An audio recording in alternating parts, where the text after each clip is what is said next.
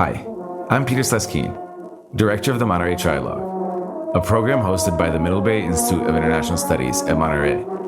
Since the middle of the 20th century, relations among the United States, Russia, and China have had an enormous impact on each country separately and on the world as a whole.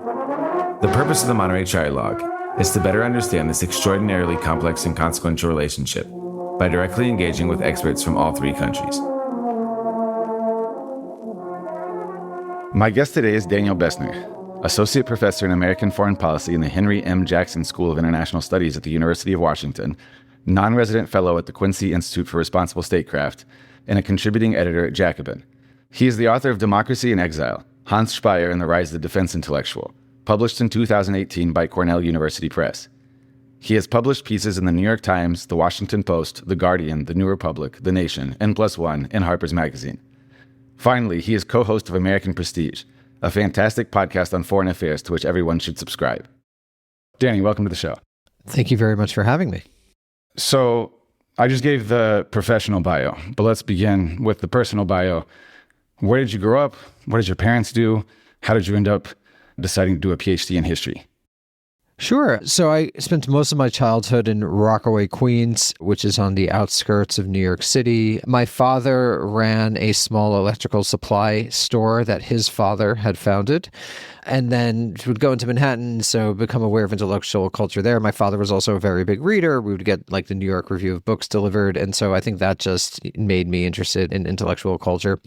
I went to Jewish day school, which is a lot of learning. You know, you learn the Talmud, you learn Aramaic, you learn modern Hebrew, you learn biblical Hebrew.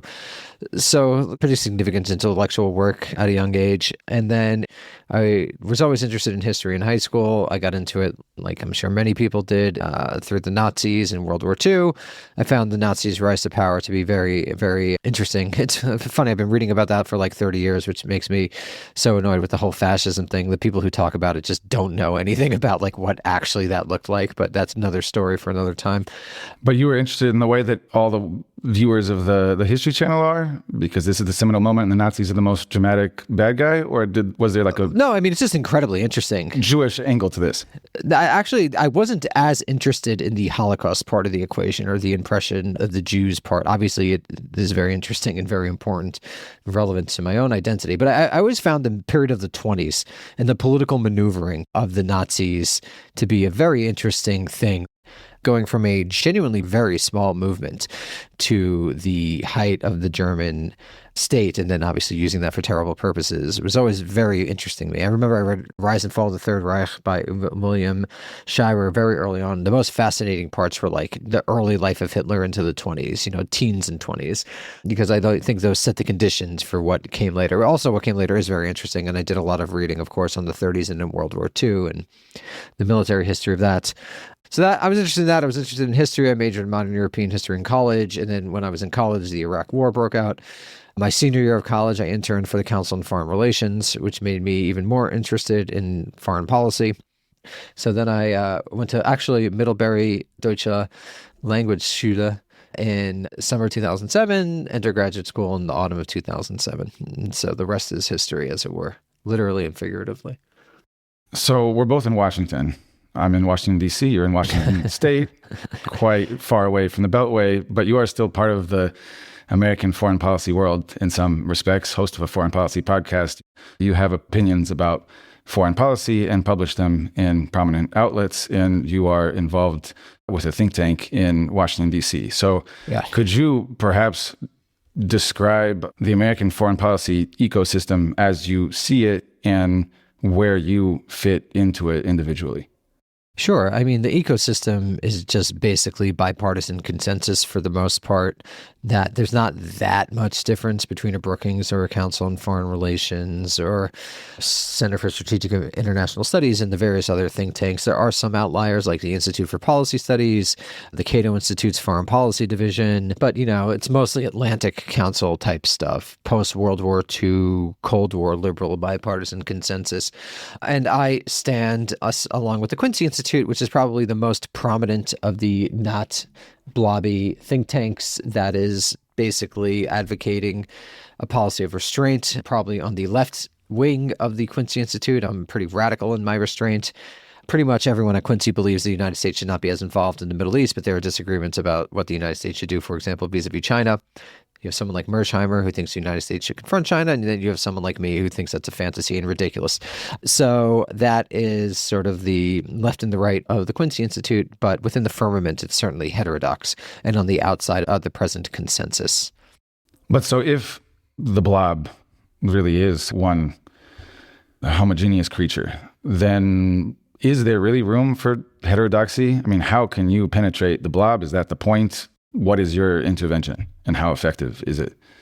I mean, it hasn't been effective very clearly. I mean, you could even see by Trump's appointments where you see like Marco Rubio or Mike Waltz or other people who are appointed to these influential foreign policy positions are basically primicists. Whether it could be influential would probably have to be over the long run. It would probably have to be a moment when, well, there's two paths. One, that there's some shift in imagination and people recognize that the United States not only shouldn't morally and ethically be the world empire, but probably won't be able to. And therefore, you should start doing things like drawing down security commitments around the world. I don't think that world's going to happen. I think that China will do something like try to invade Taiwan. And you'll have someone be like, should we fight World War III over this? Hopefully the answer will be no. And then you'll have a scrambling when all the other people who didn't see this obvious thing coming will pretend to be perplexed or maybe genuinely be perplexed, which is sad and tragic. And then you'll probably have, a circulation of elites, as it were. That could happen in 5 years. That could happen in 15 years. So, yeah, it's probably unlikely in the medium term that things are going to go in any radical new direction, would be my analytical take. So early in the first Trump administration, you wrote an article for the New York Times suggesting that the left should get its act together in the foreign policy arena and come up with an outline, at least, for what they mean to do in the world. So how did that go? And now that we're at Trump part 2, does this help that project along? Does this take down the Clinton, Biden, Obama, liberal Democratic wing and open the door for thinking on this subject again among progressives? Or are progressives now so focused on Trump that there's basically no prospect for the construction of a positive program? It's difficult to know. I mean, what's clear is that recent history suggests that DNC is not exactly interested in self-reformation, that there's been a professionalization of the people who run the Democratic Party. I think objectively, liberalism is in crisis, and objectively, the Democratic Party has failed on numerous levels to either actually make the lives of the majority of Americans, let alone working class Americans, better. But what that means subjectively is, I don't know. I mean, it very well could just be we keep trundling along into the mutual ruin of the contending classes. That seems to be what we're going to do. But is Trump's election a serious blow to the liberal internationalist paradigm as it has existed? One would think. I mean, objectively, yes, but how it's interpreted, no. Well, how it's interpreted, TBD. Clearly, obviously, right? Obviously, people aren't buying what the Democrats are selling, whether it comes to the terms of the international order, whether it comes to terms of their domestic political economic positions. I mean, you had all that nonsense about like actually the macroeconomic indicators are great. Your pocketbook is lying to you. I mean, that's just bullshit. No one believes that. Whether they'll do the transformation necessary to win elections in the future, I don't know. Are we in such an era of degradation that we'll essentially just see a swing between parties because both parties are unable to do anything useful? I mean, I don't think Trump's going to save the working class or reform the international order in an anti-imperial way. So we might just see it back to the Democrats, back to the Republicans, back to Democrats, back to Republicans. If recent history is indicative, that is what we're probably going to see. I mean, I think from a macro historical perspective, we might very well have lost 100 plus years ago. Once nationalism proved more powerful than class identity as a driver of decisions, the state is now perhaps too complex to actually take over and put in a different direction. To put it colloquially, maybe Skynet has become self-aware and we're not actually able to control things. I mean, that's Marx's big worry, right? He's like, you become so alienated from the system that the system essentially takes on a mind of its own. That might be the case. Well, wait, so you said that we lost 100 years ago and then mentioned Marx. So let's position you properly. So you are a self-described Marxist, right? More or less. Or would you choose a different label? I think a Marxist perspective is a good starting point for analysis, if not the end point of analysis. I think the idea of historical materialism, the flat-out predictions he made about how capitalism functions turned out to be mostly correct.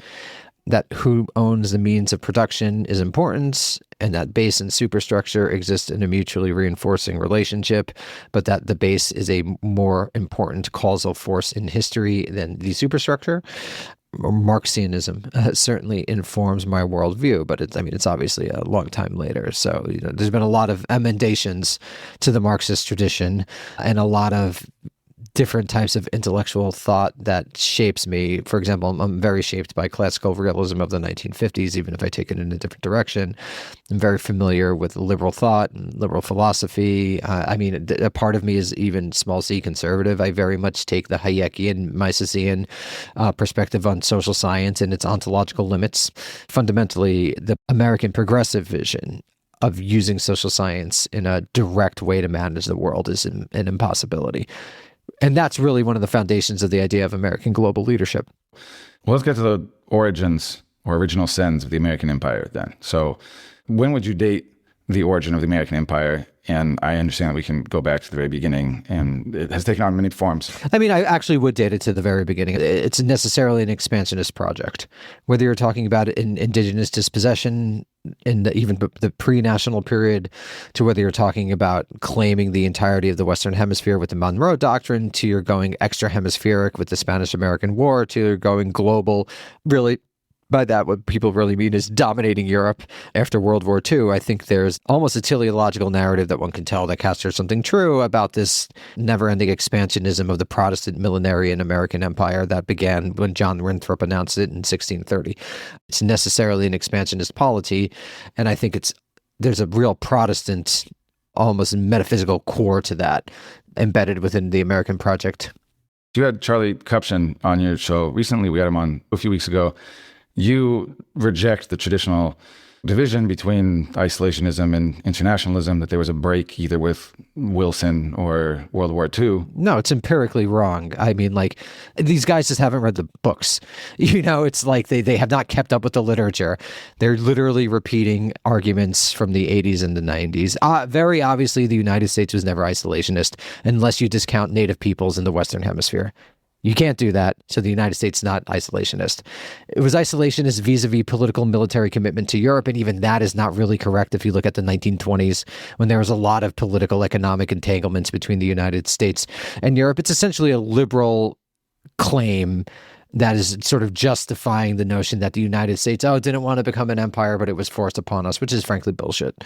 And the empirical record doesn't support it. No, but you can say that isolationism, very crudely defined, is a myth, while also arguing that there was a very significant political rupture in the mid-20th century. So like our friend Stephen Wertheim, who attacks the notion of isolationism as an illusion or an invention for political purposes, also claims that everything changed in 1941 and the U.S. has been set on this path ever since. So both things can be true. Yeah, I don't think everything changed. I would just say it's part of a longer process, right? That there's a very clear line you could draw between the conquest of Trans-Appalachia and the global domination of the second half of the 20th century, that they're actually not that distinct. But so do you not think that the U.S. is peculiar? The conquest of Trans-Appalachia seems very similar to, I don't know, what English settler colonial populations were doing in South Africa and Australia, and those two places did not end up anything like the U.S. Well, the U.S. always had land. That was the big difference. The U.S. always had more land. And the U.S. was able to do things like take pressure off class conflict by giving people land. I think that's the fundamental difference between the conquest of a Rhodesia or a South Africa. But, there's also similarities that could be drawn. You could draw similarities between Australia. You could draw it between Israel. You could draw it between South Africa and, again, in Rhodesia with the settler colonial thing. The U.S. was different. All of them were different in their own special ways. And what made the U.S. difference to me is that there was a base, and then there's a ton of land for the most of the expansionary period. Then after World War II, you replaced the lack of land with the social programs in favor of home ownership, which has gone away. So what's unique about the present moment is that a little bit the American dream is no longer considered to be in reach for many, many people. And I think that is part of the reason for our political sclerosis. But it seems like at least the Trump wing that is resonating quite widely in the electorate is focused on the continent that Americans conquered. Yeah, it's just lies, though. It's just lying. They're just venal kleptocrats who are going to just use the office to enrich themselves, but they're saying shit that resonates with voters. I mean, I really think it's that simple. I was writing about Trump for a bit, but it's like not that interesting. There's nothing really there. I think that's one of the reasons that people like have to find analogy, because like Trump himself is not that interesting. He's just like a New York plutocrat, and he acts like a New York plutocrat. He's not like deeply embedded in Nazi ideology or even the ideology of paleoconservatism. But he's also not simply a New York plutocrat. We saw one election cycle ago, the Bloomberg phenomenon that did not last very long. So it's not as if these New York plutocrats are fungible. Well, this is how I know you're not a New Yorker, Peter, because there's a big difference between Mike Bloomberg from Baltimore, I believe, but who really made his career in Manhattan, and Queens Donald Trump. I mean, these are like micro New York differences that actually say a lot about the type of culture that someone comes from. But I get your point. Obviously, there are ideas there, is what I would say. There's ideas that don't form a coherent ideology, like the idea you don't get fucked in business. You don't let people take advantage of you. Strength is good. Bullshitting is good. Going a million miles an hour and not stopping is good. So there are like sort of 1980s Michael Douglas Wall Street ideas about how to govern oneself. It's not Nazism. It's not fascism. It's not Bonapartism or whatever nonsense thing people have turned to. It's just a 80s guy from Queens who's also like pretty charismatic and naturally funny because he's a bully. I think like that basically explains the Trump appeal, because there's an anti-systemic quality to that I think voters find attractive.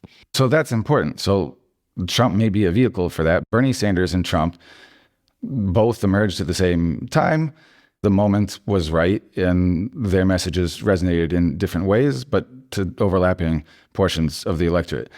So that this doesn't reflect any changes in the American empire seems strange to me. In Europe, within this Western world or the bounds of the American empire, there clearly is some kind of political upheaval. There is distaste for the establishment across the board, and this hasn't necessarily been true throughout our lifetimes. There have been revolts against the sort of liberal order in various ways from the inside and the outside, but now there seems to be a moment where it is really under internal and external assault. Whether it will continue and survive is another question. Honestly, to be decided. We'll have to see what happens, but if the first term is any indication, not much is going to change, which leads to my worry that these institutions are running on autopilot, but they have so consolidated power that they're actually extraordinarily difficult to change. It's almost a question of political development. You could do something like the Bolsheviks did in Russia.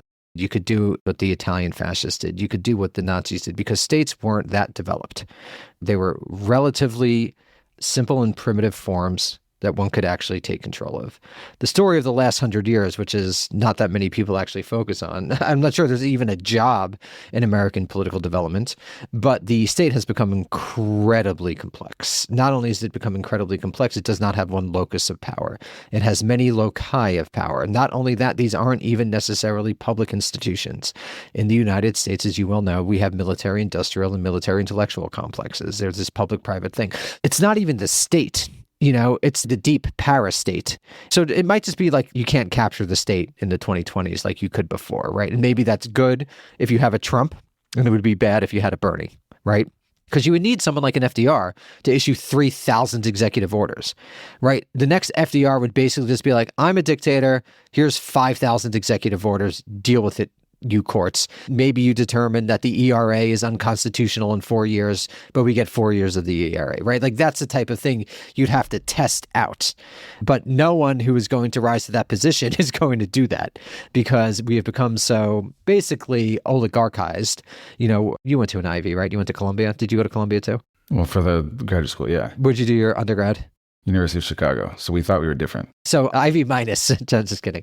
But you and I are both products of these systems. We know how they work. They cycle people into and out of the elite in order to rise to that position. It's like the old Chomsky argument. You wouldn't be in that chair if you didn't think what you were saying was true.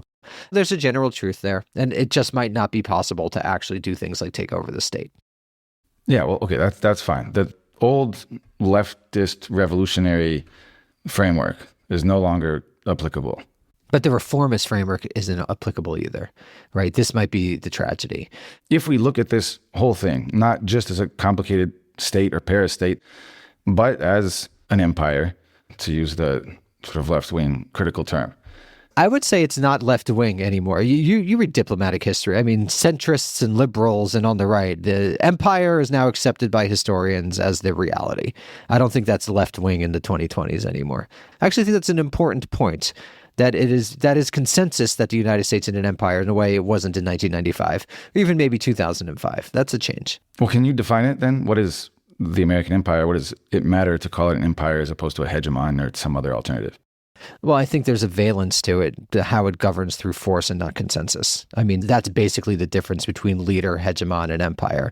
It's the degree to which it is through force and not consensus, right? That, you're a Columbia guy, the empire by invitation argument that everyone loved.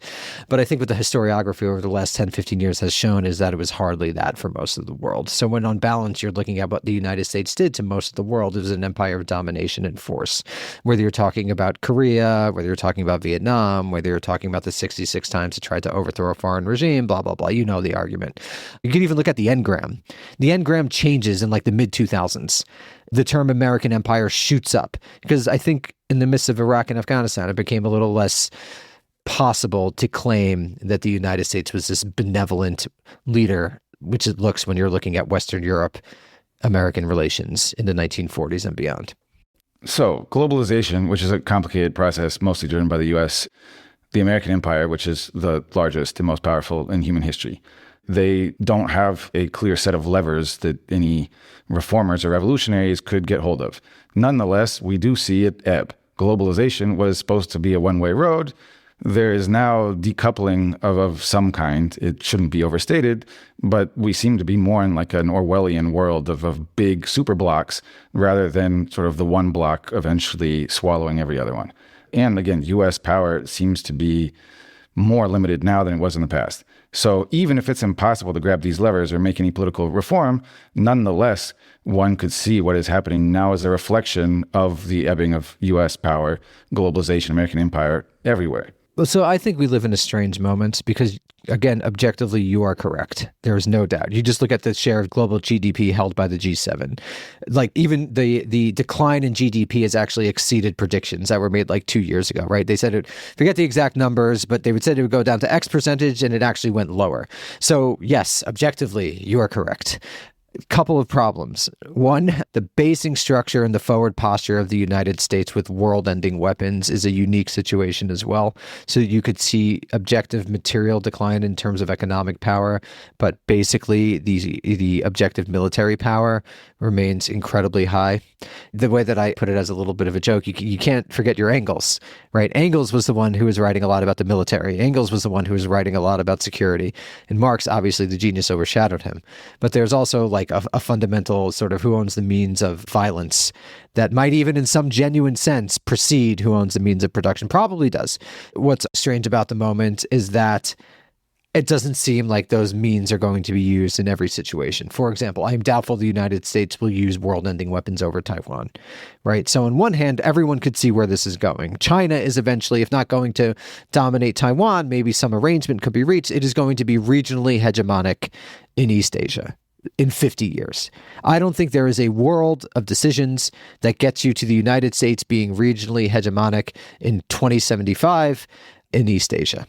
So there are some inevitabilities. So the question is, what happens in those 50 years or so? What do you use to make a security transition or not? Because the United States does have the world-ending weapons. So it seems like it could remain regionally hegemonic in East Asia. And if you ask a random DC blob guy, they're going to say, don't worry, we've got it under control. The United States is going to remain dominant in East Asia. Well, I think random DC blob guy is going to say that China is an extraordinary existential threat, that if Taiwan goes, then they're going to break out of the first island chain and get up to no good everywhere. And then before you know it, we're all going to be under Xi Jinping's authoritarian rule. Yeah, which is nonsense. So like that's I'm not just saying that is necessary for the blob guy to push this line. Sure, but that is not going to hold. Right. At some point, reality intrudes. But yeah, I mean, certainly that person will say that in order to justify their entire way of being in the world. But you don't think that we're already at a stage where reality is intruding? Because it does seem that among the blob, there are more and more people who say that certain kinds of wars, certain American intervention isn't worth it. That democracy promotion is maybe a project that has seen better days. So I think there's some agreement, like the Middle East is not going to matter as much. Eastern Europe doesn't really matter that much. So you're going to have this relative decline in U.S. global hegemony, but taken along with the reshifting of position to East Asia. And so that is what I think is going to happen in the next 10-ish years, which to me is missing the forest from the trees, which is that you're not going to be able to be involved in East Asia either. That the United States being able to dominate like it does was extraordinarily historically unique, and it's not going to be able to basically just do that into the future. So from the perspective of the American empire as an ideological project, what is the role of the adversary and of Russia and China in particular? So how do these beasts look from here? I mean, they are obviously big, real entities in the international system, but they are also imaginary constructs in Washington. So what are these monsters as seen from DC, and how are they different one from the other? Well, you could just very clearly imagine what the average blob guy would say. I mean, Russia is trying to overtake Ukraine, and it is a threat to global democracy. And if it takes over Kyiv, then it'll roll right into Poland, so making it an existential threat. And that's interesting, though. I think that's framed mostly in great power politics, not ideological. And then with China, you get the old Cold War playbook, which is that not only is it militarily powerful, but they want to create an alternative world system. That is what the blob guy would say.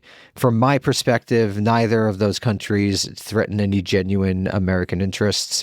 And the big thing to do, particularly vis-a-vis China, is to come to genuine climate change agreements that are going to have to involve deconsumption, that we're going to have to rethink the consumer-centered citizen of the 20th century in a serious way. That's what I would want to talk about with China and India and all of the world's powers from Europe and beyond, to focus on this idea of consumption, because I think that's a primary cause of climate change. Consumption, from air travel to the little plastic shit we all use every day. The problem is I think that's impossible under capitalism. So we're in a dilly of a pickle, Peter. Yeah, I was about to say, how on earth in this competitive system you're going to get people to come together to talk about... No, it's not going to happen. We're going to get mutual ruin. That's what we're going to get. But mutual ruin, fast or slow? I mean, is Ukraine or Taiwan going to result in nuclear Armageddon, or are we just going to drown on our plastic shit? Depends on your framework. I don't know. I mean, like, there's always contingencies. I can't predict what will happen. I don't think it'll be good. I haven't seen any evidence in my entire political adulthood of any great powers, i.e. the countries that could actually affect things, moving in a way that took climate change seriously. I don't see any power block to emerge to do that, because taking climate change seriously will necessarily entail not even anti-capitalist, but a-capitalist projects. So that seems like that's not going to happen. So we're in the era of mutual ruin. It sucks. And then the bourgeois subject's hope in the metropole is that they'll be able to skate by. Right, like that's basically the dream of all the 21st century bourgeoisie, that they're so well positioned that they'll be able to skate by in some serious regard. Well, they have so far. They have so far, true. True. It feels like I'm an aristocrat in 1785. The system's been declining for a while, but we've been okay. You know, maybe we don't have as much money, but they pay us a little bit. I don't know. I mean, that's a prediction. I just couldn't know. Well, but the peasants and the proles don't have pitchforks anymore, according to you. Yeah, the peasants and the proles have cheap calories and free porn. I mean, that's the problem, right? Like, maybe the Green Revolution's greatest long-term effect was to make revolution impossible by ending food scarcity, which is always, or not, I mean, I couldn't say categorically always, but many times in history preceded genuine political change. I mean, this is a gigantic thing that has been solved by the ruling class. Well, but so to avoid an entirely depressing conclusion... Why is it depressing? It's just what it is. I don't know. If it's not depressing to you, then you're a very strange man. You seem to want one thing, expect another, and be satisfied with that dissonance. Well, that's just life, baby. I hate to tell you how it all ends, but it's not good. Do you think I'm wrong? Yeah. So tell me where there's hope. Well, I don't define the problem exactly as you do. I think climate change and plastic pileups need to be addressed on one plane, but the issue of American empire, if that's what we agree to call it, and war on its borders is a more immediate issue that can probably be resolved. That a great portion of that American empire is dissatisfied with the way it functions at the moment, that it is encountering serious external constraints. But where's the avenue for political change? So the rhetorical adjustments are already happening. And as you know, I have a chapter in your edited volume coming out that claims that the entire post-war American project was driven by the effort to lead the free world. So there is this conceptual underpinning that then creates a certain... So this is what I would say in response to that. And your essay actually helped me think this through. The American century had 3 pegs, I think. Military/political, economic, and cultural. And the cultural was part of an ideological project where people genuinely believed in the American project. I think we're living in a moment where 2 of those legs continue to exist, and the cultural ideological one has gone away. That was, I think, what Fukuyama almost meant by the end of history. But the issue is the other 2 prongs of the system remain quite powerful, even if they are objectively diminishing. So that is why I would say that what the last few years have demonstrated is that you could lose that leg of the American century project and it doesn't actually matter because power has been so insulated, very specifically in this country in particular, that I do not see any genuine paths to changing it. That's why you would see something like the American empire kind of just run on fumes because no country wants to disentangle those sorts of entanglements because their domestic legitimacy is based on forms of consumption that rest upon those entanglements. So then the question is, how is climate disruption going to inform the continuation of those economic entanglements? Because I buy the redefinition of the bourgeois subject as a consumer. And so legitimacy is linked to the maintenance of these supply lines. And that's true here, and it's true in China, and it's even true a little bit in Russia. You know better than me how the Soviet Union is remembered in various regards, right? There's some positive elements, and then the lack of food is a negative element. And the other thing is now we're basically talking about state economies. Then you have like the international class of financiers that are themselves difficult to control because they're not subject to any democratic accountability, as was the goal initially. So yeah, for all of these reasons, I think we're going to have to change a lot of things to put things on the right path. Thanks for listening to the Monterey Trilogue podcast. Make sure to subscribe to the show so you don't miss out on any episodes. I'm Peter Sleskeen. The Monterey Trilogue podcast is hosted by the Middlebury Institute of International Studies and produced by University FM.